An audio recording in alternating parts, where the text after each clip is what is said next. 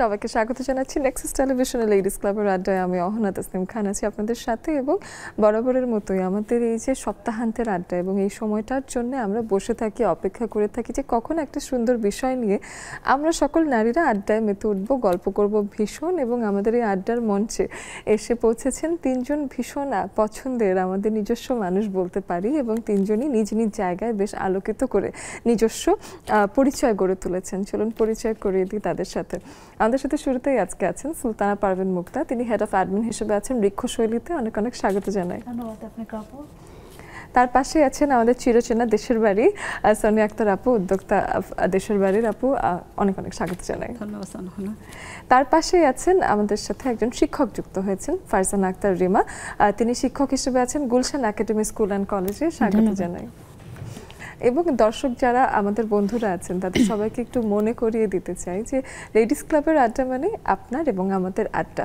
আজকের বিষয়টা আপনি জানবার জন্য একটু ভাবছেন, সেটুকুই একটু বলে দিই। স্মৃতির মণিকোঠা আজকের বিষয়। মণিকোঠা মানেই হয়তো একটাকে সিন্ধুকের মতো বা একটা বাক্স মনে করি আমরা, এবং যেই মণিকোঠায় বা যেই বাক্সে আমরা অনেকে স্মৃতি জমাই, সেই স্মৃতিগুলো রত্নের মতো নানান কিছু হতে পারে। আমরা যেমন সিন্ধুকে রত্ন জমাই, তেমনি মণিকোঠায় অনেক অনেক স্মৃতি জমা থাকে। আজকে সেই স্মৃতির পাতাগুলোই ঘেটে কিছু সুন্দর মুহূর্ত নিয়ে কথা বলবো, যেগুলো আমাদেরকে ভাবায়, যেগুলো আমাদেরকে ছেড়ে কখনো যায় না। কিন্তু তার আগে আমাদের যে বন্ধুরা এসেছে তাদের সাথে আড্ডা দেবো, এবং আপনারা এর মাঝে চলে আসবেন আমাদের নেক্সাসের জুমের আড্ডায়। জুমের আইডি এবং পাসওয়ার্ড আমাদের স্ক্রিনেই আপনারা পেয়ে যাবেন। মুক্তা আপু, জানতে চাই বৃক্ষশৈলী সম্পর্কে এবং বৃক্ষশৈলী কিভাবে কাজ করছে। থ্যাংক ইউ আপু। বৃক্ষশৈলী মূলত আমাদের একটা মেলার ইভেন্ট প্ল্যানার। আমরা মেলার অর্গানাইজ করে থাকি আমাদের বৃক্ষশৈলী টিমের মাধ্যমে। 2022 সাল থেকে আমাদের পথ চলা শুরু। আমরা 25 পর্যন্ত অলরেডি আমাদের 17টা মেলা কমপ্লিট হয়ে গেছে আলহামদুলিল্লাহ। আমরা খুব সুন্দরভাবে সম্পন্ন করতে পেরেছি। তো বৃক্ষশৈলীতে আমার 4 জন সদস্য আছে। আমরা 4 জন ফ্রেন্ড মিলে আমাদের এই টিমটা গঠন করা হয়েছে। মূলত এই টিমটা আমাদের গঠন করা হয়েছিল যারা উদ্যোক্তা, নারী উদ্যোক্তা যারা কাজ করছেন 2020 সালে পরের থেকে, যারা উদ্যোগ নিয়ে কাজ করছেন তাদের একটা প্ল্যাটফর্ম লাগে যেখানে তারা বিভিন্ন জায়গায় কাজে নিয়ে তারা যেন একটা জায়গায় বসে তাদের পণ্যগুলি পরিচিতি করতে পারে, সবার মাঝে তুলে ধরতে পারে। সেই লক্ষ্যে আমাদের এই কাজটা শুরু করা হয়েছিল 2022 সাল থেকে। তো আলহামদুলিল্লাহ আমরা অনেক উদ্যোক্তাদের নিয়ে কাজ করছি এবং বেশ ভালো রেসপন্স আছে আমাদের এই উদ্যোগ নিয়ে। বাহ, চমৎকার। এখন দেখা যায় যে উদ্যোক্তারা তো অনেক কর্মজীবী মানুষকে নিয়ে কাজ করে, এবং সেই উদ্যোক্তাদেরকে নিয়ে আবার আপনারা কাজ করছেন। আমাদের সোসাইটিটা এরকমই চেইনের মতো করে আসলে একজন আরেকজনকে কোঅপারেট করে বলেই we grow bigger as a team. Sonia Akter আপুর কাছে আসি। আপু, দেশের বাড়ি নিয়ে আমরা সবাই জানি যে আপনি কি কি ধরনের কাজ করেন, কিন্তু দেশের বাড়ি যখন শুরু করেছিলেন সেই ভাবনা থেকে এখন দেশের বাড়িতে কি কি পরিবর্তন এসেছে, কেমন আছে দেশের বাড়ি? ধন্যবাদ। আমি 2020 সালে মূলত দেশের বাড়ির পেজটা খুলেছিলাম। আমি অ্যাকচুয়ালি টিচার ছিলাম, ওইখান থেকে মানে মোড় ঘুরে আমি মানে একটা পেজ খোলা। সে দেশের বাড়িতে কী কী আছে সবাই অ্যাকচুয়ালি জানে, আমার যারা নেক্সাসের বন্ধু আছে তারা। এখন অ্যাকচুয়ালি আগে না অল্প কিছু সংখ্যক, মানে আগে আমি তেমন কিছু রান্নাবান্না পারতাম না। আমার মায়ের কাছ থেকে যতটুকু শিখেছিলাম ততটুকু দিয়ে শুরু করেছিলাম। যেহেতু আমাদের বিক্রমপুরে অনেক পিঠাপুলি মানে মেহমান আপ্যায়নের জন্য অনেক মানে সেরা, সেখান থেকে আমার যতটুকু শেখা ছিল ততটুকু দিকে শুরু করেছিলাম। একটা সময় ভাবলাম যেহেতু আমি উদ্যোক্তা হয়েছি, আমার এই পেজটাকে নিয়ে অনেক কাজ করতে হবে, অনেক প্ল্যান আছে, সেখান থেকে আমি মানে কিছু রান্নাবান্না শিখি। মানে আমি তখন মানে ICI কালিনারি থেকে, দেন আমি এখানে পিঠাপুলি থেকে বিরিয়ানি, তেহারি, কাচ্চি, পাক্কি সব শুরু করি। আলহামদুলিল্লাহ চলছে, এখনো চলছে। এবং মানুষ আসলে ঘরোয়া খাবারের প্রতি মানুষের আগে যে একটা মনোভাব ছিল যে দাম বেশি বা আমি দোকান থেকে কিনলে তো আরও 10 টাকা কমে কিনে ফেলবো, এরকমও অনেকে বলেছে। তো সেই ভাবনা থেকে এখন মানুষের অর্গ্যানিক ফুড বা হোমমেড ফুডের প্রতি ভালোবাসা কেমন দেখছেন? মানে মানুষের মনে আমি এটা দেখি না যে যারা অ্যাকচুয়ালি হোমমেড ফুড খেয়ে অভ্যস্ত তারা টাকার কথা একদমই চিন্তা করে না। তারা ভাবে যে আমার খেতে হবে, ভালো কিছু খেতে হবে। আর যারা মানে খায় না তারা টাকার কথা নানান দিক চিন্তা করে, তারা নানানভাবে আমাদেরকে হ্যারাস করার মানে থাকে, কিন্তু যারা অ্যাকচুয়ালি খায়, যারা অ্যাকচুয়ালি হোমমেড ফুড খায়, তারা মানে কোনো কথাই চিন্তা করে না, তারা শুধু বলে যে আপু এটা এটা আপনার কাছে আছে কিনা, অর্ডার দিয়ে জাস্ট মানে একটা টাইম নেয়। ঘরের খাবারের স্বাদটার জন্যই আসলে ওনারা পে করেন, এটা হলো আসল ব্যাপার, যে তুমি তো ওই স্বাদটা চান। যদি খাবারেরই তারতম্য নিয়ে ওনারা ভাবছেন, ঘরের খাবারের স্বাদে ভিন্নতা আছে বিধায় মানুষ আসলে বাইরের খাবার থেকে হোমমেড খাবার এখন প্রেফার করে। আসতে চাই রিমা আপুর কাছে। আপু, শিক্ষকতা জীবন আসলে ভীষণ কঠিন একটা জীবন, সেটাই আমি মনে করি, এবং একটা এত বড় সেবামূলক জায়গা, কিন্তু সেই জায়গাটার আমি মনে করি যে যথেষ্ট সম্মান হয়তো আমরা তাও আরো দিতে পারলে ভালো হতো, এরকম মনে হয়। তো কেমন যাচ্ছে সেই শিক্ষকতার জীবন? ধন্যবাদ আপনাকে। আলহামদুলিল্লাহ ভালো যাচ্ছে। প্রথম ভেবেছিলাম যে হয়তো বা পারবো না, প্রথমত একটু কষ্ট হয়েছিল বাচ্চাদের সামলানো। কেন শিক্ষক হলেন সেটাও শুনি আগে, এটার সাথে সাথে। বুঝি নাই শিক্ষকটা হলেন কেন, মানে কখন হওয়া? ছোটবেলা থেকে আমার ইচ্ছা ছিল যে আমি একটা টিচার হব। যখন আমি স্কুলে যখন পড়তাম, একটা মিস ছিল, তাকে খুব ভালো লাগতো, তো ওনাকে দেখে উনি সবার সাথে মিশতেছে, এই করতেছে, তো ওই বাচ্চাদের সাথে থাকতে আমার খুব ভালো লাগে। তো আমি ভাবলাম যে আমিও বড় হলে একটা টিচার হব, সেই উদ্যোগেই আর কি এই পর্যন্ত আসা। তারপরে যখন শুরুতে স্ট্রাগল হচ্ছে, তারপরে মানে মূলত আপনি কোন শ্রেণীর বা কোন জাতীয় ছাত্র ছাত্রীদেরকে পড়ান? আমার সবচাইতে বাচ্চাদের কাছে একদম জুনিয়র থেকে শুরু করে নার্সারি 1, 2, 3 এদের সাথে মিশতে আমার খুব বেশি ভালো লাগে। ওদেরকেই আপনি পড়ান? আমার কাছে খুব চমৎকার লাগে এই এজটা, যেমন ওরা যে বাচ্চা, তো ওদের মতো হয়ে যেতে হয়, ওদের মতোই হয়ে যায়, আর ওদের সাথেই মিশতে আমার ভালো লাগে। মানে বাসায় যতক্ষণ থাকি আমার কাছে মানে এটাই বোর মনে হয়, সারাদিন যদি ওদের সাথে থাকতে পারতাম এরকম মনে হয়, খুব মিশে যায়। যখন নতুন কথা শেখে এইরকম সময়গুলোই তো ওরা নতুন নতুন কিছু শিখছে, কত হাজার প্রশ্ন ওদের, এবং ওদের সাথে মিশলে ওদের মতো হয়ে যাওয়া যায় বিধায় হয়তো আমারও বাচ্চাদেরকে খুব ভালো লাগে যে আমি এই এজের বাচ্চাদেরকে পছন্দ করি। তারপর ওরা যখন বড় হয়ে যায় আমার আর ভালো লাগে না, যে বড় হয়ে গেল আর মজা লাগছে না, অত তো আর তো পাকা পাকা কথা বলছে না, এখন তো বড়ই হয়ে গেছে, ওই মজাটা নষ্ট হয়ে যায়। কিন্তু আমি ছোট ছোট বাচ্চাদেরকে ভীষণ পছন্দ করি, মনে হয় যে খেলা যায় সারাক্ষণ, মজা করা যায়। এখন একটু স্মৃতির মণিকোঠায় যদি যাই আপু, যদি মুক্তা আপুর কাছে আসি, একটু ছেলেবেলায় ফিরে যাই, ছেলেবেলার কোন সময়টা আপনাকে খুব ভাবায়, এবং সেই সময়টা এখনো যদি অবসরে বসে থাকেন একদম মাঝে মাঝে একটু ছায়া ছায়া করে ভাসতে থাকে যে এই সময়টা কি সুন্দর ছিল? আসলে এই সময়টা হচ্ছে আমরা যখন ক্লাস 4-5-এ পড়ি, সেই সময়টা মেইনলি আমার কাছে মনে হচ্ছে ওই সময়টা আমাদের কাছে বেশি একটা আনন্দ সময় ছিল। কেন, তখন কোনো তো চিন্তাভাবনা ছিলই না, কোনো চিন্তাভাবনা নাই, মানে শুধু স্কুল, পড়ালেখা আর হচ্ছে খেলাধুলা।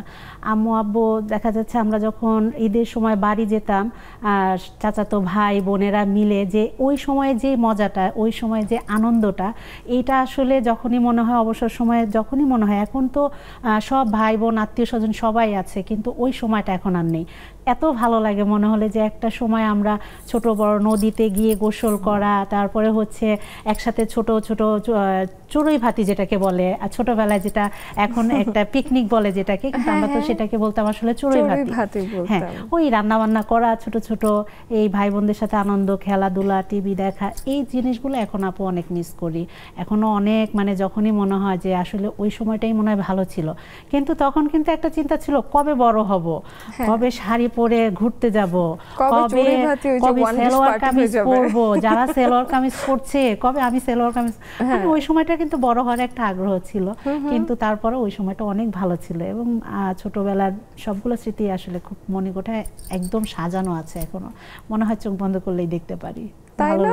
মানে জানেন যে ছোটখাটো ঘটনা বারবার ভুলে যায় আপু, দেখা যায় যে এখানে ওটা রেখেছি ওটা ভুলে যায়, কিন্তু ছোটবেলার কিছু ঘটনা এত পরিষ্কার যেন এই যে কাল হয়েছে এরকম, তাই না? এমন লাগে। সোনিয়া আক্তার আপুর ছোটবেলায় শুনি। আমি গ্রামকে খুব মিস করি, কারণ আমি আমার মানে প্রাইমারি হাই দুইটাই আমি গ্রাম থেকে যেহেতু শেষ করে আসছি, সেহেতু মানে তারপরে আর গ্রামে বেশি যাওয়া হয় না, আম্মা থাকে তারপর বেশি যাওয়া হয় না, কিন্তু আমি স্কুল লাইফটাকে খুব মিস করি। আমার মনে আছে যে আমরা 4টা ফ্রেন্ড ছিলাম, ঝড় বৃষ্টি বাদল যাই হয়ে যাক না কেন আমাদের স্কুলে থাকতে হবে। কিন্তু আমি এক থানার মানুষ, আমি যেহেতু গভর্নমেন্ট স্কুলে পড়তাম, আমি আরেক থানায় গিয়ে আমার স্কুলে যেতে হতো। সেক্ষেত্রে আমার বেশ মানে কষ্টসাধ্য ছিল স্কুল পর্যন্ত পৌঁছানো, তারপর আমি যেতাম। আমার এনার্জি একদম ফুল থাকতো। হ্যাঁ, আমার যেহেতু বড় ভাই নাই, সেহেতু সেক্ষেত্রে হয়তো কি বর্ষাকালে আমাদের এলাকায় তখন এত রোড ছিল না। এখন যে বাসা আমাদের মানে এখন আমাদের বাড়ি পর্যন্ত রোড, গেট মানে গেট থেকে বের হলে রোড। আর আগে কি ছিল মানে যে আলু ক্ষেত, আলু আমাদের দেশে তো মুন্সিগঞ্জ, যেহেতু আলু বনে, সেক্ষেত্রে আলুর মানে ক্ষেত ছিল। আর বর্ষাকালে কি হতো, পানি চলে আসতো। তা আমার একটা ছোট ভাই আছে, তো ওরা আমি বললাম যে আমি স্কুলে যাব, তুই আমাকে একটু দিয়ে না নৌকা দিয়ে, যেহেতু ও আমাকে দিবে না, আমার তো যেতে হবে, আমার 3 ফ্রেন্ড ওয়েট করছে। আর ঘরে মন টিকছে না, অ্যাকচুয়ালি বৃষ্টি হচ্ছে, তারপর আমার মানে বর্ষা। আমি কি করলাম, আমাদের সেই নৌকাটা নিয়ে আমি ছুটলাম। আমি নৌকা নিয়ে, কেউ দিয়ে আসবে না, আমি একাই যাব। আম্মা বলতেছে তোমার যাওয়ার দরকার নেই, আজকে বৃষ্টি হচ্ছে, আবার বর্ষাকাল, না আমি আমার যেতে হবে, আমি যাব। টান বন্ধুদের জন্য। হ্যাঁ, আমার এখনো মনে পড়ে যে ওদেরকে আমি কতটা ভালোবাসতাম অ্যাকচুয়ালি। মানে তারপরে আমি নৌকা মানে নৌকা ওইখানে বেঁধে আমি চলে গেলাম স্কুলে। এখনো মাঝে মাঝে মনে পড়ে, একা একাই হাসি যে আমি আসলে কি ডানপিটে ছিলাম। এখন কি সুন্দর যে এখন কিন্তু চাইলেই এটা করা যাবে না, তাই না? কিন্তু সেই সময় একদম কিছু না ভেবে চলে যাওয়া। বা চমৎকার। রিমা আপুর কাছে আসবো, তবে একটা বিরতির পরে। একটা বিরতির সময় গল্প করতে করতে হয়ে যাচ্ছে, যেহেতু দেখছেন যে আমরাই মিলে আসলে গল্প করছি, আপনাদেরকেও চাই আপনারাও চলে আসবেন জুমের আড্ডায়। নিয়ে নিচ্ছে এই পর্যায়ে ছোট্ট একটা বিরতি।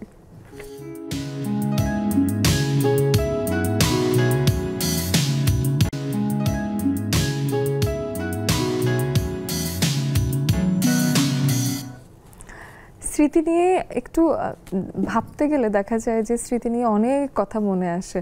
আর যখন আমরা একলা বসে থাকি, তখন স্মৃতির মণিকোঠায় জমানো যে স্মৃতিগুলো আছে প্রত্যেকটাই কিন্তু আমাদেরকে এখনো বেঁচে থাকতে কারণে অকারণে কিন্তু ভালোই সাহায্য করে। আর সেই স্মৃতিগুলোই একটু ঘাঁটতে চাই, জানতে চাই নিজেদের সেই ছেলেবেলার কথা, কিংবা বড়বেলার কোনো স্মৃতি যেটা এই তো সেদিন ঘটলো, কিন্তু একেবারে মনে হচ্ছে যেটা সারা জীবন আমাদের সাথে থাকবে।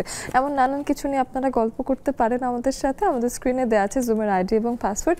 একটু ধৈর্য ধরে, একটু চেষ্টা করে অবশ্যই থাকবেন। সকল নারী বন্ধুরা আসবার চেষ্টা করবেন। আমাদের এই আয়োজন সন্ধ্যে 6টা থেকে 7টা, শুক্রবার এবং শনিবার, এই দুটো দিন কিন্তু সরাসরি সম্প্রচারিত হয় আপনার টেলিভিশনে, আমাদের ফেসবুক পেজ নেক্সাস লাইফস্টাইল এবং নেক্সাস টেলিভিশন, এই দুটো পেজে। এবং এখানে আপনারা এসে মন্তব্য করতে পারেন। মন্তব্যের ক্ষেত্রে আমরা নারী পুরুষ নির্বিশেষে আসলে মন্তব্য করার সুযোগ দিতে চাই, সেগুলো আমরা পড়ে নিতে চাই। তবে জুমে যুক্ত হবেন শুধু নারী বন্ধুরা, এবং নারী বন্ধুরা এসে অবশ্যই আমাদের সাথে গল্প করবেন এবং আপনাদের স্মৃতির মণিকোঠায় আজ কোন স্মৃতিটা নাড়াচাড়া দিচ্ছে সেটাও জানাবেন। যেমন রিমা আপারটা জানতে চাই যে রিমা আপার ছেলেবেলা কেমন কেটেছে, কোন সময়টা খুব মনে পড়ে? ছোটবেলায় ঢাকাতে কিছুদিন ছিলাম, গ্রামে কিছুদিন ছিলাম, এভাবে কেটে গেছে। এটা কি মানে বাবার পোস্টিং এর এদিক ওদিকের জন্য? না, ছোটকালে আমার বাবা যখন মারা যায় তখন মা জব করে, তখন কোথায় থাকবো আমরা তখন একদম ছোট তখন নানুর বাড়িতে কিছুদিন ছিলাম। ওইটা দিনটাই খুব বেশি মিস করি। ভাবছিলাম কি পারবো না। আবার ঢাকায় সবসময় একটা সংকাত ছিল, কিন্তু তারপরেও দেখা যাচ্ছে যে পারবো কি পারবো না, এই পর্যন্ত আসতে পারবো কি না পারবো না, অনেক বাধা ছিল। এই বাধা পেরিয়ে তারপরে এই পর্যন্ত আসছি। কিন্তু ছোটোবেলার দিনগুলো খুব ভালো লাগে। সবাই ফ্যামিলি সবাই আমাকে সাপোর্ট করছে, মামারা, খালারা, নানা নানি সবার পাশে ছিল। সব কিছু মিলে আছে, কিছু দুঃখ টুঃখ আছে নিয়ে আছে, তারপর আলহামদুলিল্লাহ যেটা থেকে নিয়ে। আমার কাছে মনে হয় যে দুঃখ আসলে দরকারও মাঝে মাঝে, কারণ দুঃখের কারণে যে আমরা ভালো সময়গুলো পাই সেটাকে আরো অ্যাপ্রিশিয়েট করতে পারি। হ্যাঁ, কিন্তু গ্রামে যখন ছিলাম ভালোই ছিলাম। বর্ষার দিনে পানি সাঁতরা স্কুলে গেছি, আবার আসছি। হ্যাঁ, পানি ওইদিকে তো বর্ষার সিজন হলে প্রচুর পানি হইতো, এরকম হয়তো রাস্তা একদম এই পর্যন্ত পানি, এই পানি সাঁতরায় স্কুলে চলে গেছি। চিন্তা করতাম যে পড়তে হবে, এখানে আসছি বড় হওয়ার জন্য। আমাকে আর আমি যদি এখন ঠিক মতো পড়াশোনা না করি তো আমি তো বড় হলে কিছু হতে পারবো না। আমার উপরে অনেক দায়িত্ব এরকম ফিল মনে হয়েছে যখন ক্লাস 7, 8, 9-এ পড়ি। এখান থেকে আর কি এ পর্যন্ত আসা। বাহ, চমৎকার। একটু প্রতিবন্ধকতার জায়গাগুলো অবশ্যই শুনবো, তবে মুক্তা আপুর কাছে জানতে চাই যেটা যে ঋক্ষশৈলী নিয়ে কাজ করার সময় সবথেকে বড় চ্যালেঞ্জ আসলে কি ছিল সেই সময়টা, মানে যখন জাস্ট তৈরি করছিলেন সেই সময় স্মৃতি থেকে ঘেটে যদি কিছু বলতেন। আসলে আপু সর্বপ্রথম কথা হচ্ছে মেয়েদের কাজ করাটাই একটা চ্যালেঞ্জ। ঘর থেকে বের হয়ে কাজ করা এটা আসলে আমাদেরকে অনেক বাধার সম্মুখীন হতে হয়। সংসার থেকে বাচ্চা কাচ্চাদের রেখে এদের যত্ন করে সংসার গুছিয়ে তারপরে হচ্ছে আমাদের বের হয়ে আসতে হয়। কিন্তু যে বাইরে এসে আমাদের ঋক্ষশৈলীর জন্য যে এটা আমরা মোকাবেলা করছি আর কি, এখনও আমাদের করতে হয় এটা হচ্ছে আপনার আমরা দেখা যাচ্ছে নারীরাই নারীদের শত্রু সম্ভবত, কাজকে অ্যাপ্রিসিয়েট খুব একটা কেউ করতে চায় না, এরকম কিছু মানুষ আছেন যারা এরকম হচ্ছে কিছু সংখ্যক লোক থাকে। এরপর আমরা এত সাপোর্ট পেয়েছি, সাপোর্ট না পেলে আসলে আপু আমরা হয়তো সামনে এগিয়ে পারতাম না। যেমন আমাদের জাকিয়া সুলতানা আপুর ইনভাইটে আমি আজকে এখানে এসেছি, উনিও একজন নারী, তাহলে তো আমাকে বলতে হয় অবশ্যই নারী সাপোর্ট আছে। আমাদের ফাহিমা সুলতানা আপু আছেন আমাদের সাথে। তো এইরকম কিছু উদ্যোক্তা আছেন যাদের আসলে অনুপ্রেরণায়, যাদের সাহায্য সহযোগিতায় আমরা আমাদের ঋক্ষশৈলীটাকে 4 বছরে আলহামদুলিল্লাহ একটা ভালো প্লেসে নিয়ে আসতে পারছি। কিন্তু সমস্যা হচ্ছে যেহেতু আমাদেরকে মেলা ইভেন্ট করতে হয়, এই সব সময় দেখা যায় আমাদের পারিপার্শ্বিক আমাদের নিজেদের সাথে যারা আছে অনেক সময় অনেক সমস্যা করে। একটা মেলা আয়োজন করা, আমাদের একটা মেলাতে আপনার সর্বোচ্চ আমরা 45টা স্টল দিয়েও মেলা করেছি। আমরা সবসময় চেষ্টা করেছি যারা ক্ষুদ্র উদ্যোক্তা যারা আর কি আপনার একটু বড় বড় জায়গাগুলোতে মেলা করতে পারছে না, বড় জায়গা বলতে গেলে এমন কিছু জায়গা থাকে যেখানে আসলে প্রাথমিক পর্যায়ে যারা উদ্যোগ শুরু করেছে তারা কিন্তু চাইলে যেতে পারছে না। তো আমাদের টার্গেটটাই ছিল ওইটা যে শুধুমাত্র নামমাত্র একটা রেন্ট থাকবে, স্টল ভাড়া থাকবে, সেটা নিয়ে যেন একজন উদ্যোক্তা তার পরিচিতিটা বিস্তার করতে পারে, এটাই আমাদের মূল লক্ষ্য ছিল। তো এই কাজটা করতে গিয়ে অবশ্যই আমাদের অনেকেই করতে হয়েছে, তারপরে আমরা অনেকেই সাহায্য পেয়েছি, অনেকেই সহযোগিতা পাচ্ছি আলহামদুলিল্লাহ। এখন আমরা মোটামুটি একটু ভালোই আছি। এখন ঋক্ষশৈলী বলতে অনেকেই চেনে ঋক্ষশৈলী। এবং আপনারা তো প্রচুর, যেমনটা বললেন যে প্রচুর ফেয়ার অর্গানাইজ করেছেন এবং বড় বড় ম্যানেজমেন্টের কাজগুলো হয়েছে। এবং আমার মনে হয় যে যেমন কিছুদিন আগেও বেশ কিছু ফেয়ার যেগুলো করেছেন প্রত্যেকটাই বেশ বড় পরিসরের, এবং ঢাকা শহরে এগুলো নিয়ে এখন কথা হচ্ছে কিন্তু। তো এটা আসলে বেশ চমৎকার একটা বিষয়। আমরা আসতে পারি যেটা হলো সোনিয়া আপুর কাছে এসে যেটা জানতে চাই যে আপু সামনের দিনে, মানে আমি জানতে চাই যে সামনের দিনে কি আরও এক্সপ্যান্ড করার আপনার সুযোগ আছে কিনা, কিংবা যে প্রতিবন্ধকতাগুলো ছিল সেগুলো নিয়ে আমরা অনেকবার শুনেছি যে আসলে কি মানে ব্যাপারটা ছিল, বিকজ আপনি মাস্টার্স করেছেন, পড়াশোনার পরেও দেখা যাচ্ছে যে সবাই শুরুতেই যে কেন তুমি রান্না করে মানুষকে খাওয়াবে, এটা কি ধরনের কাজ, এরকম ঘটনা ছাড়াও এখন কি মানুষের ভাবনা বদলে অ্যাপ্রিসিয়েট করার মানুষ তৈরি হয়েছে এবং সেখান থেকে কি এক্সপ্যানশনের কথা ভাবেন কিনা? ধন্যবাদ অহনা। অ্যাকচুয়ালি আগে যে মানুষের মনোভাব ছিল মানে উদ্যোক্তাদের নিয়ে, এটা অনেকটাই চেঞ্জ হয়ে গেছে, কারণ এখন অনেক বেশি মানে উদ্যোক্তা, মানে এত বেশি। এবং আমাদের চোখের সামনে হলো না আপু যে এই তো সেদিনই দেখলাম যে কেউ অ্যাকসেপ্ট করছে না, এই লেডিস ক্লাব করতে করতে আবার দেখলাম যে এখন করে, এখন অনেক বেশি মানে উদ্যোক্তাদের ইজিলি মানুষ অ্যাকসেপ্ট করছে, কিন্তু ওইরকম মনোভাব এখন আর মানুষের মধ্যে নেই। একটা জিনিস দেখবা যে যখন আমি শুরু করেছিলাম তখন যে কেউ যদি স্বর্ণ বিজনেসও করতো তাহলে বলতো কি ওই যে স্বর্ণ বিক্রি করে খায়, সেটা কিন্তু গোল্ড, কিন্তু সেটাকেও তারা অ্যাকসেপ্ট করতে পারছে না। তারা অ্যাকচুয়ালি নারীদেরকে কোনো কাজেই অ্যাকসেপ্ট করতে পারছিল না। এখন খালি বলেন যে স্বর্ণের অবস্থা কি হতো। এখন শুধু দেখেন মেয়েরা মাছ বিক্রি করতে পারছে না, মেয়েরা কোনো খাবার বিক্রি করতে পারছে না, মেয়েরা কোনো কাজে তারা করতে পারছে না। হ্যাঁ, আমি একদিন বলেছিলাম না, একদিন আমি মানে সাধারণত গুড় কিনতে গিয়েছিলাম, যে নাকি গুড় বিক্রি করে পিঠা বানানোর জন্য, সেই মানুষটা যখন আমার 10 কেজি গুড় কেনার কথা শুনে আমাদেরকে তাকেই বলছিল আপনি কোন মোড়ে পিঠা বিক্রি করেন। তখন আমি হেসে বলছিলাম আমি কোনো মোড়ে, আমি আমার ড্রেস কোড আমায় দেখে সে আমার বলতেছিল আপনি কোন মোড়ে পিঠা বিক্রি করেন। তো আমি মুসকে হেসে বলছিলাম আমি কোনো মোড়ে পিঠা বিক্রি করি না, আমি অনলাইনে পিঠা বিক্রি করি। আচ্ছা, তো সেইখান থেকে এখন খুব ইজিলি মানে গুড় বিক্রি করলে এখন মানে এখন তো গুড় অ্যাকচুয়ালি বাজার থেকে আনাই হয় না, যেহেতু আমি অনেক কিছু জানি। সে প্রথম আমার যেহেতু বাজার থেকে আনা, এখন তো আমার অনেক উদ্যোক্তাদের সাথে পরিচয়, অর্ডার দিলে বাসায় পর্যন্ত পৌঁছায় দিচ্ছে। সেক্ষেত্রে আমার যে রিলেটিভরা ছিল, আমার আত্মীয় স্বজন, তারাই ছিল আমার বেশি বাধা বিপত্তির কারণ। তারা এখন আমাকে খুব ইজিলি নিচ্ছে এবং বলতেছে যে সে তো এখান থেকে অ্যাওয়ার্ড পেয়েছে, সেখান থেকে অ্যাওয়ার্ড পাচ্ছে এবং মানে সরকার থেকে অনুদান পেয়েছে। এখন আমাকে খুব মানে করে নেয়। তারপর আমাকে তো মানে যারা টিভি দেখে, আমার আত্মীয় স্বজন জমে তো প্রায় দেখে, নেক্সাসে আমি প্রায় মানে আসি, তারপর আমরা প্রোগ্রাম করি এখানে, সেখান থেকে আমাকে সবাই অ্যাকচুয়ালি এখন চেনে। আর আমার পোস্ট তো যাচ্ছে প্রতিদিন, সেখান থেকে আমার এখন কোনো বাধাই নেই। এখন আমার আসলে অ্যাক্টিভ থাকাটা ভীষণ দরকার। আমার কাছে মনে হয় যে নারীদের যত বাধাই আসুক না কেন তাদের অ্যাক্টিভ থাকতে হবে, ভেঙে পড়া যাবে না কোনো মতেই, তাহলে ভেঙে পড়লেই শেষ। মানে আমার কাছে এটাই মনে হয়। আর এখন অনেক বাধা আসে, যেহেতু আমার হাজব্যান্ড আমার পাশে নেই, সেই ক্ষেত্রে হচ্ছে কি যে আমাকে একাই সব বাধা বিপত্তি আমাকে অতিক্রম করতে হচ্ছে। আগে ডেলিভারি ম্যানের প্রবলেম ছিল না, দেখা যাচ্ছে ওই সব অ্যারেঞ্জ করে দিচ্ছে, ডেলিভারি ম্যান জোগাড় করে দিচ্ছে, এখন সেটা আমাকেই করতে হচ্ছে। মাঝে মাঝে ও বাজারটাও করে দিত, সেটাও আমার এখন মানে সেটা আমাকে এখন করতে হচ্ছে। এখন আমার মনে হচ্ছে আগের থেকে আমার উদ্যোগ নিয়ে বেশি মানে বাধা তৈরি হচ্ছে, এখন নতুন করে তৈরি হচ্ছে। হ্যাঁ, যেহেতু আমার হাজব্যান্ড আমার পাশে নাই সেই কারণে, আদারওয়াইজ আমার এছাড়া কোনো প্রবলেম হচ্ছে না। আচ্ছা, আর রিমা আপুর কাছে আসি। রিমা আপু বলছিলেন যে অনেক প্রতিবন্ধকতার আসলে একটা শিকারও হয়েছেন এবং খুব যে সহজ জার্নি ছিল তা না। যদি প্রতিবন্ধকতার জায়গাটাতে একটু আসতে চাই যে আসলে কেমন লাগছিল পুরো সময়টা এবং কখন আসলে সবথেকে কঠিন সময় ছিল? সময়টা ছিল যখন গ্রামে ছিলাম, ক্লাস 8 থেকে এসএসসি পর্যন্ত। তখন অনেকেই বলছে পড়াশোনা করা দরকার নাই, এখন বিয়ে দিয়ে দাও, মানে এরকম একটা অবস্থা ছিল। বাবা নাই, ছোট, তখন ভাবতেছিলাম না আমি পড়াশোনা বাদ দিব না, আমি বিয়েও করব না, আমার দাঁড়াতে হবে। এখন যদি মা ছিল আমার, কেউ যদি সাপোর্ট না করে আমি নিজে পরিশ্রম করে যা করার করব। এভাবে করে করে আর কি এই পর্যন্ত আসছে ফ্যামিলি। তারপর যখন দেখছে যে না আমাকে কোনোভাবে থামানো যাচ্ছে না, আমি কোনোটাতেই হচ্ছি না, তারপর আর কি ওনাকে ধীরে ধীরে সাপোর্ট করে। এখন কোনো কাজ করার আগে এখন মা বলে ঠিক আছে ফাইন, তোমার যেটা ভালো মনে হয় তুমি সেটা করো, সমস্যা নাই। এখন সব দিক থেকেই ঠিকঠাক আছি আর কি।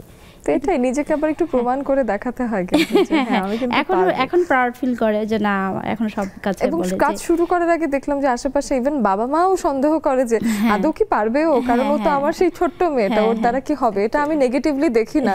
বাবা মা যখন কিছু করতে দেয় না, আমি মনে করি যে এটা আসলে তাদের প্রোটেক্টিভনেস, তারা আসলে বাচ্চাকে নিয়ে চিন্তা করে যে সে তো আমার বাচ্চাই এখনো, এরকমই ভাবে। তো সেখান থেকে আমার মনে হয় যে ওই একটু আঁচল থেকে বেরিয়ে একটু হয়তো কাজটা করে দেখাতেই হয়। আমরা দেখা যায় যে বাবা মাকে না বলবো, করতে দিচ্ছে না, এটা ভাবে ঘরে বসে থাকলে কিন্তু সেই পরিবর্তনটা আসেও না। তো মাঝে মাঝে সেই ছোট্ট একটা হেলদি বিদ্রোহ যেটা আছে সেটা আসলে করা যেতে পারে। মিষ্টি আপু আছে আমাদের সাথে, জুমে যুক্ত হয়ে গেছেন। আমাদের সাথে আছেন নাহিদা নেলি আপু, আমাদের সাথে রুমি আপু যুক্ত হয়ে গেছেন এবং আমাদের সাথে আরও অনেক বন্ধুরা কিন্তু আছেন যারা কিন্তু ভিডিও অন করেননি। আপনারা আপনাদের ভিডিও মোডটা অন করলে খুব দ্রুততার সাথে আপনারা চলে আসবেন এবং এসে আমরা কিন্তু আপনাদের সাথে গল্প করব। এখন একটা বিরতি নিয়ে নিচ্ছি, ফিরে আসছি কিছুক্ষণের মধ্যেই।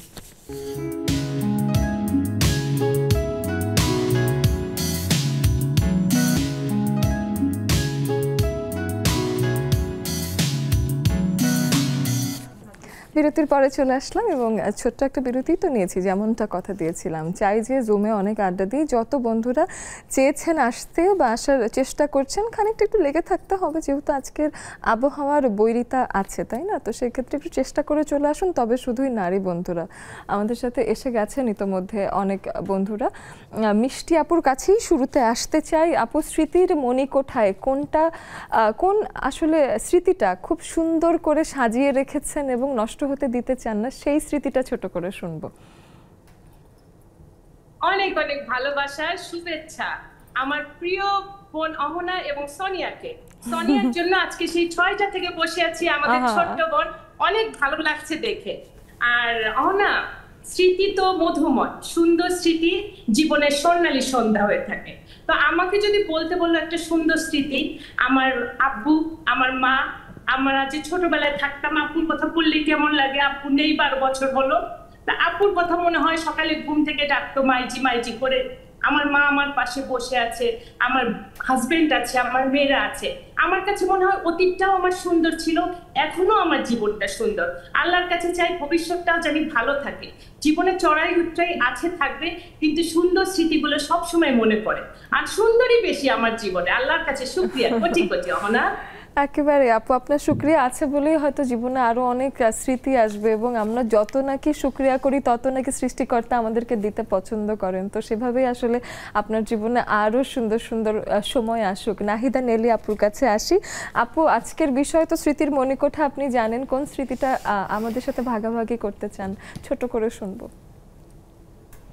আসসালামু আলাইকুম অহনা আপু, সরি আপু, অভিনন্দন।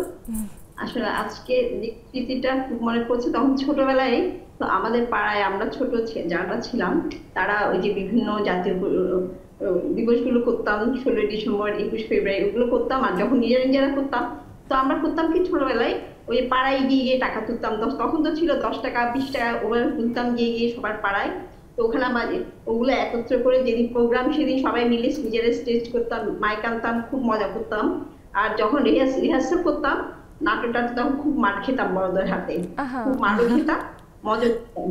এটা খুব মজা পড়ে। বাহ, ভালো তো। রুমি আপু, আজকে স্মৃতির মণিকোঠা যখন শব্দটা বলছি তখন আপনার কোন গানটা মনে পড়ছে সেটা আমি জানতে চাই। হ্যাঁ, খুব সুন্দর একটা গান মনে পড়েছে জানো। আমার স্মৃতির মণিকোঠায় কারো একজনের স্মৃতির কথা আছে, সেটাই বলি তোমাদের। হ্যাঁ হ্যাঁ। মনে পড়ে রুমিরা, মনে পড়ে রুমিরা, কবিতায় তোমাকে একদিন কত করে দেখেছি। আজ হায় রুমিরা, ডেকে বলো আমাকে, তোমাকে কোথায় যেন দেখেছি। মনে পড়ে রুমিরা, দীপ জ্বালা সন্ধ্যা, হৃদয়ের জানালা, দীপ জ্বালা সন্ধ্যায় হৃদয়ের জানালা, কান্নারে খাঁচা শুধু রেখেছি। পাখি সে তো আসেনি, তুমি ভালোবাসনি, স্বপ্নের জাল বৃথা বুনেছি। মনে পড়ে রুবিরা, কবিতায় তোমাকে একদিন কত করে দেখেছি। আজ হায় রুবিরা, ডেকে বলো আমাকে, তোমাকে কোথায় যেন দেখেছি। মনে পড়ে রুবিরা। বাহ বাহ, চমৎকার। আসলেই তো সুন্দর একটা গান মনে পড়েছে। সুন্দর, খুবই সুন্দর। এরপরে দেখছি যে আমাদের আরেক আপা চলে এসেছেন। আমি কেন যেন আপার নামটা দেখতে পাচ্ছি। সুরাইয়া আপু তো আছেন আমাদের সাথে। সুরাইয়া আপুকেও এতদিন আগে দেখেছি, ওই যে মনে পড়ছে কোথায় যেন দেখেছি এমন হয়ে গেছে। সুরাইয়া আপু অনেকদিন ছিলেন না, এই জন্যই আসলে বিপদটা হয়। তো আপনার কাছে এসে একটু জানতে চাই, স্মৃতির মণিকোঠায় আজ কাকে মনে পড়ছে? আনমিউট করতে হবে, এতদিন আসে নাই যে এখন আনমিউট যে করতে হবে এটাও আপা ভুলে গেছেন, কথা বলা শুরু করে দিয়েছেন কিন্তু। হ্যাঁ, আনমিউট করতে হবে। তারপর ওর মনে হচ্ছে না আনমিউটটা, কোনো কারণে টাচটা কাজ এবার হয়েছে। হ্যাঁ, শুভ সন্ধ্যা। শুভ সন্ধ্যা আপু, আসলে যেটা সেটাই তো আসলে স্মৃতি। অনেক মানে অতীতে সবগুলোই অনেক কিছুই স্মৃতি। তবে সবচেয়ে যেটা হয় যে ছোটবেলায় আমি তো গ্রামে বড় হয়েছি, যেমন আমার মায়ের সাথে দেখা যেত জ্যোৎস্না রাতে বসে বসে আমরা, আমাদের ওই পুকুর পাড় ছিল, বড় একটা পুকুর, সেই নারিকেল গাছ, ওখানে নিচে বসে বসে আমার মায়ের সাথে অনেক কথা বলতাম। তো ওই স্মৃতিগুলো আমার এখন সবসময় মনে পড়ে। আমার মা বেঁচে নেই, আপনার 2013 মারা গেছে। তো আসলে সবটাই স্মৃতি। ওই আপনার যে স্মৃতিগুলা ভুলার নাই, বাবা মাদের সাথে যে সময়গুলা কাটিয়েছি ওগুলো আসলে ভোলা যায় না। যেমন আমাদের তখন ফ্যান ছিল না, আমার বাবা দেখা যেত যে আমরা দুপুর মানে রাত্রেবেলা শুয়ে শুয়ে বাহিরে উঠানে গল্প করতো। আমার বাবা আর্মিতে ছিল, সেই যে সে তখন মানে বিভিন্ন জায়গায় যে জব করছে, এলাহাবাদ, ইন্ডিয়া, পাকিস্তান, এগুলাতে। মানে ওই জায়গাগুলা, ওখানকার মানুষের বর্ণনা এগুলো বসে বসে আমাদেরকে বলতো। তো ওই যে স্মৃতিগুলো আসলে ওগুলা এখন ভোলা যায় না। আমি এখনো প্রায় সময় আমার মনে হয় যে আমার মা যদি এখনো বেঁচে থাকতো তাহলে ভালো হতো। তো সবই আল্লাহর ইচ্ছা, আল্লাহ ওদেরকে নিয়ে চলে গেছে, ওদের ব্যস্ত নসিব করুক। এই স্মৃতির মণিকোঠায় আসলে যেমন তোমাদের সাথে এখন বসি, খুব ভালো লাগে এগুলো, মানে সময় পাই না, ওই জন্য বসা হয় না একটা। তো চেষ্টা করি আসলে বসার জন্য।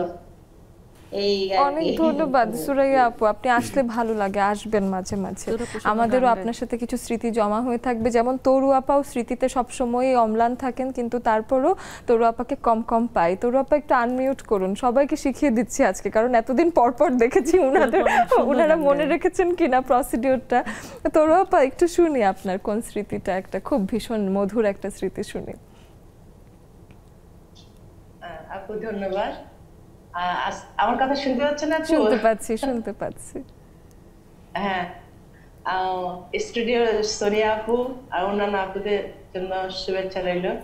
আসলে স্মৃতিগুলো আপু, স্মৃতি মানে আমার কাছে সবসময় মনে হয় দুঃখের কিছু ব্যাপার, এই জন্য স্মৃতিটা আমার খুব একটা ভালো লাগে না।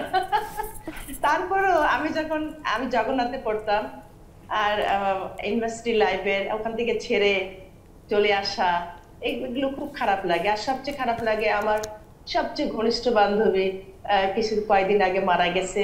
এগুলো ওর সাথে আমার অনেক স্মৃতি আছে, সেগুলো আমাকে খুব কষ্ট দেয়। যে তাই হলো, স্মৃতিগুলো আমি অত মনে রাখতে চাই না, ভালো লাগে না। এই আর কি। আমার বাবার কথা মনে পড়ে।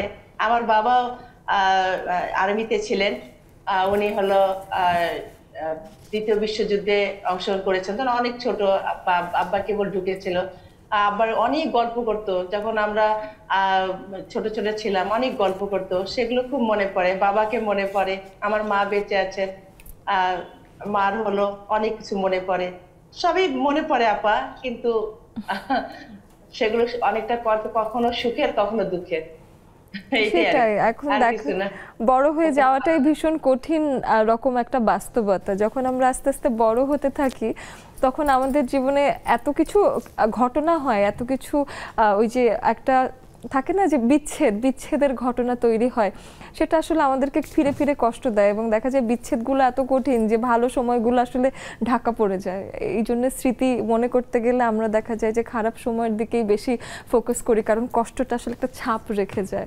আপাতত আপু সামনের দিনে আরো সুন্দর স্মৃতি আসুক, শুধু সুন্দর সময় তৈরি হোক, সেটাই আসলে চাই সবার জন্য।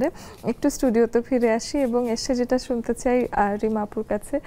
রিমা আপু, যে দেখা যায় যে স্কুল কলেজ এবং দেখা যায় যে রিমা আপুর কাছে যেহেতু আসতে চাই, একদম উল্টে গেছি না আমি আজকে। রিমা আপু, স্কুল কলেজ এক একটা সময় এক এক রকম, ইউনিভার্সিটি লাইফ এক এক রকম। তো আসলে এই তিনটা জীবন, এই তিনটা ধাপ, আসলে কোন সময়টা আপনার মনে হয় যে সব থেকে বেশি মনে রাখার মতো? ছোটবেলার দিনটাই সব থেকে মনে রাখা। একদম স্কুল না? হ্যাঁ, স্কুল। স্কুলটাই, ওখানে তো খেলাধুলা হতো, এখন তো আমরা বড় হয়ে গেছি, খেলতে পারবো না, ওইগুলো খুব মিস করি। এখন বাচ্চারা যখন খেলে মনে হয় যে আমরা যদি সেই যুগে চলে যেতে পারতাম তাহলে আমরা খেলতে পারতাম, এরকম মনে হয়। হুটহাট করে যেখানে যেত কাজিনরা, ছোট ছোট মুরব্বীরা যেখানে যেত, খাল আন্টি বলেন বলেন, সাথে নিয়ে যেত। বড় হওয়ার পর কিন্তু সবাই সচরাচর সেটা বলে না। আমি একটা জিনিস খেয়ালও করলাম যে আমরা না ছোটবেলায় অত কিছু জানি না যে এটা করলে ওই বিপদটা হতে পারে। তা আমরা যেহেতু জানি না, আমরা বিপদের কথা না ভেবে কাজটা কিভাবে যেন করে ফেলি। বড় হতে হতে যেহেতু এত বিপদে চিনেছি, এখন মনে এটা করলে ওটা হতে পারে, এটা মনে হয় করা যাবে না, থাক, তখন অটোমেটিক পাকাপে যে করতে পারি না। কিন্তু ছোটবেলাটা এত সিম্পল ছিল যে সে নৌকাটা চালিয়ে চলে গেল। কালকে যদি বলি যে আপা নৌকাটা চালিয়ে চলেন, আপা ভাববে আসলে কি চালাবো, না চালালেও তো হয়, এরকম একটা ঘটনা হতেই পারে। কারণ এখন আমরা অনেক চিন্তা করি, মাথার ভেতর অনেক ভাবনা। একটা বিরতির সময় হয়ে গেছে, ফিরে এসে আরো গল্প করব, অবশ্যই সাথে থাকুন। নিয়ে নিচ্ছি বিরতি।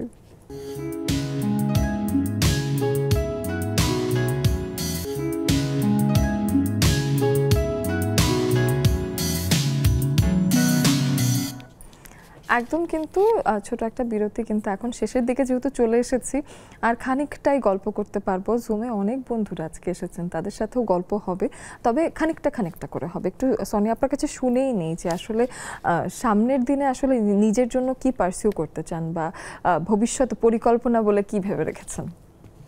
আমার ভবিষ্যৎ পরিকল্পনা এখন একটাই, যে আমার যে অনলাইন বিজনেসটা সেটা যদি আমি অ্যাকচুয়ালি বাংলাদেশে থাকি তাহলে ওটাকে আমি অফলাইনে করবো ইনশাল্লাহ। আর যদি চলে যাই, একটা ভিসা পেয়েই যাই, তাহলে তো চলে যাব।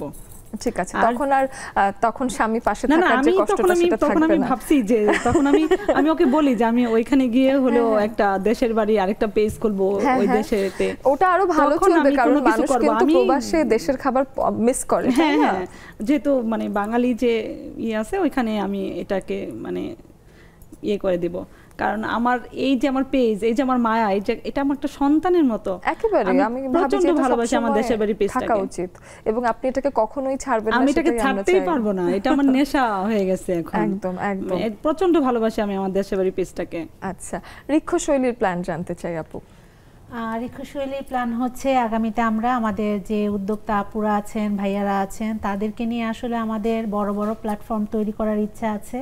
এরপরে অনেক উদ্যোক্তা আপুরা আছেন যাদের প্রোডাক্ট নিয়ে তারা দেশের বাইরে সরাসরি যেতে পারছে না। তো আমাদের নেক্সট টার্গেটটা এটাই হচ্ছে, আমাদের সাথে যারা কাজ করবেন ঋক্ষশৈলীতে, যারা আমাদের সাথে মেলায় অংশগ্রহণ করবেন, তাদের প্রোডাক্টগুলো আসলে আমরা দেশের বাহির পর্যন্ত পৌঁছাতে সাহায্য করব। এটাই আমাদের নেক্সট টার্গেট আর কি। এর লক্ষ্যে আমরা কাজও করছি, ইনশাআল্লাহ আমাদের কাজ চলছে ঋক্ষশৈলী। আচ্ছা, রিমা আপু ছোট্ট করে ফিউচার প্ল্যানটা শুনি, সামনের দিনে কি চান? সামনের দিনে আমার ইচ্ছা আছে আমি একটা প্রতিষ্ঠান দিব, এখন দেখা যাক কি হয়ে যায়। ইচ্ছা আমি মনে হয় যে হ্যাঁ শিক্ষা প্রতিষ্ঠান, মনে হচ্ছে যে আমি ওদেরকে ছাড়া সারাক্ষণ বাচ্চাদেরকে ভালো লাগে এবং বাচ্চাদেরকে এনে পড়াবো। এখন অবস্থা এরকম হয়েছে যে আমার একটা শিক্ষা প্রতিষ্ঠান আমার একটা হোক, এরকম একটা প্ল্যানিং আছে। অনেক অনেক অনেক বেস্ট উইশেস তিনজনের জন্য। আমি একটু জুমে চলে গিয়ে সবার সাথে গল্প করি। এখন ওই যে কোনায় দেখতে পাচ্ছি খুকু আপু আছেন। খুকু আপু আসেন, একটু স্মৃতির মণিকোঠা থেকে একটা দুটো ছোট কথা বলে দেন একটু, যেহেতু সময় স্বল্পতা থাকেই। স্মৃতি আপু, স্মৃতি তো অনেক আছে, মনে করি স্মৃতি খুব ফিল করি আমি, মানে আমি অনেক কিছু ভুলে যাই না, মাঝে মাঝে একাকি থাকলে অনেক কিছু মনে করি।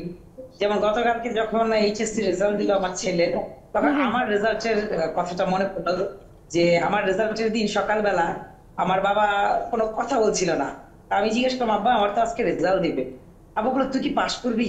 এটা কেমন কথা? এইভাবে বলতেছে আমি পাশ করবো মানে? তুই তো ক্রিকেট খেলা দেখছিস, পরীক্ষার সময় পড়স নাই। আমার এইচএসসি পরীক্ষার সময় সাহারা কাপ ক্রিকেট চলতেছিল, আমি আবার খুব ক্রিকেটার পাগল ছিলাম, বসে বসে লুকায় লুকায় পর্দার আড়াল থেকে টিভিতে খেলা দেখ। কালকে আমার ইংরেজি পরীক্ষা, আমি খেলা দেখে ওইটাই আব্বার কথাটা মনে পড়লো যে সেদিন আমার রেজাল্ট দিয়েছিল এবং আব্বা সকালবেলা এই কথাটাই আমাকে বলেছে। বাহ, চমৎকার, অনেক ধন্যবাদ আপু। মিষ্টি আপুর কাছে আসতে চাই, একদমই আর অল্প সময় পাবো, তাই মিষ্টি আপুর কাছে আসতে চাই। মিষ্টি আপু আপনার কাছে শুনে ছোট করে শুনবো। আসসালামু আলাইকুম, শুভ সন্ধ্যা। আর আমি স্মৃতির কথা বলবো, যে আমার স্মৃতির কথা মনে পড়লে আমার বাবার কথা মনে পড়ে। যে আমার বাবার কাছ থেকে আমি যখন ক্লাস 3-তে পড়ি, একটা কবিতার বই, আমি একটা কবিতা পড়েছিলাম, সেই সময় আব্বার কাছ থেকে আমি হাতে হাতে পুরস্কারটা নিয়েছিলাম। আব্বাই আমাকে পুরস্কার দিয়েছিলেন, মানে উনি সভাপতি হিসেবে ছিলেন, সেই সূত্রে আমি পুরস্কার নিয়েছিলাম।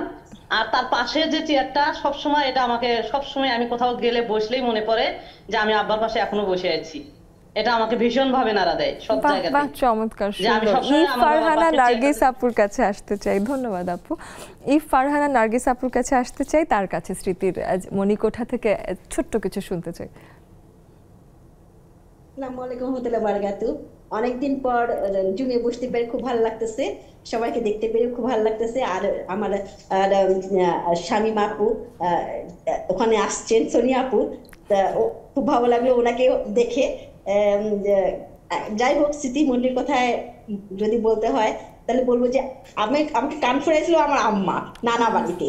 তা আজকে আমি একটা জায়গায় লিখছি ওইখানে কান ফুরানোর কথাটা নিয়ে, খুব ভালো লাগছে যে বেজাপা লুকোচুরি করতো যে কান ফুরাবো না কান ফুরাবো না, আর আমাকে সবার আগে ধরে বলছে কি যে এই দেখো নার্গিসকে কান ফুটাচ্ছি, ওর ব্যথা পায় না, তোমরা কেন ব্যথা পাবা, দেখো দেখো কত সুন্দর। এদিকে নানি পায়েস নিয়ে দাঁড়ায় আছে, আম্মা শুই নিয়ে আমাকে কান ফুটাচ্ছে আম্মাই। ওটার একটা খুব আমার জন্য এখন নিজে কানে কিছু পড়তে গেলে আম্মার কথা মনে পড়ে।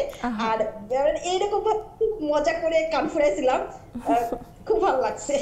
বাহ, চমৎকার নার্গিস আপু, অনেক অনেক ধন্যবাদ। এটা খুব সুন্দর একটা মেমোরি, এবং আমার শুনলেও ভয় লাগে যে ওই যে সুই দিয়ে কান ফুটিয়ে দিবে, এটা শুনলেই আমার ভয় লাগে।